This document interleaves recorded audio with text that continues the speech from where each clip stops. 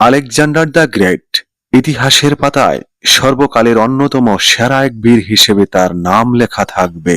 অ্যারিস্টটলের কাছে প্রায় 3 বছর ধরে বিভিন্ন বিষয়ে শিক্ষা লাভ করেন আলেকজান্ডার। অ্যারিস্টটলের কাছে প্রায় 3 বছর ধরে বিভিন্ন বিষয়ে শিক্ষা লাভ করেন আলেকজান্ডার। ঐতিহাসিকদের অভিমত, নিজেকে বিশ্বজয়ী হিসেবে গড়ে তোলার রসদ তিনি পেয়েছিলেন অ্যারিস্টটলের কাছেই। নিজেকে গড়ে তুলেছিলেন ইস্পাত কঠিন ব্যক্তিত্ব আর মানসিক দৃঢ়তা দিয়ে। তিনি চেয়েছিলেন পৃথিবীব্যাপী রাজত্ব প্রতিষ্ঠা করতে। তার এই অধম্য বাসনাকে পূর্ণ করার অতি মানবীয় লক্ষ্যে ক্ষণজীবী এই মানুষটি সারা জীবনের অর্ধেকই কাটিয়ে দিয়েছেন যুদ্ধক্ষেত্রে। এত বড় এই যোদ্ধা মারা গিয়েছিলেন সামান্য জ্বরে আক্রান্ত হয়ে নিজের সাম্রাজ্যের বাইরে অন্য রাজ্যে। খুব ইচ্ছা ছিল তার নিজের প্রাসাদে ফিরে মৃত্যুবরণ করবেন, কিন্তু মৃত্যু তাকে সেই সময় দেয়নি। মৃত্যু শয্যায় আলেকজান্ডার দ্য গ্রেট তার জেনারেলদের ডেকে 3টি শেষ ইচ্ছার কথা বলেছিলেন। তার প্রথম ইচ্ছা ছিল তার কফিন কবরস্থানে বহন করে নিয়ে যাবে তার সাম্রাজ্যের শ্রেষ্ঠ ডাক্তারেরা। তার দ্বিতীয় ইচ্ছা ছিল তাকে বহন করার রাস্তা জুড়ে ছড়িয়ে দেওয়া হবে তার অগাধ সম্পদ, টাকা, স্বর্ণ, মণিমুক্তা, যা কিছু তিনি তার ঈর্ষণীয় সাফল্যমণ্ডিত জীবনে অর্জন করেছিলেন। তার শেষ ইচ্ছা ছিল তার হাত দুটো কফিন থেকে বাইরের দিকে ঝুলিয়ে দেওয়া হবে।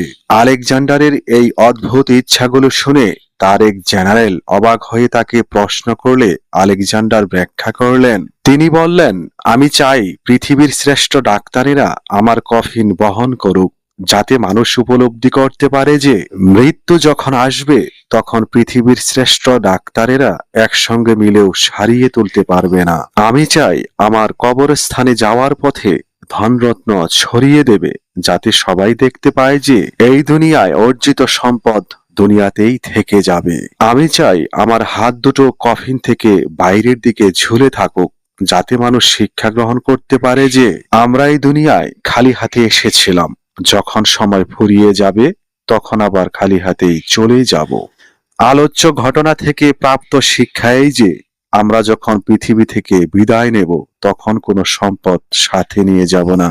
পৃথিবীর সবচেয়ে মূল্যবান সম্পদ হচ্ছে সময়, কারণ অগাধ সম্পদ টাকা পয়সা দিয়ে একটা সেকেন্ড সময় আমরা কিনতে পারি না। অপরদিকে জীবনের সবচেয়ে গুরুত্বপূর্ণ কাজ হচ্ছে মানুষের জন্য কিছু করা, কারণ রেখে যাওয়া ভালো কাজগুলোই শুধু আমাদের কাজে লাগবে।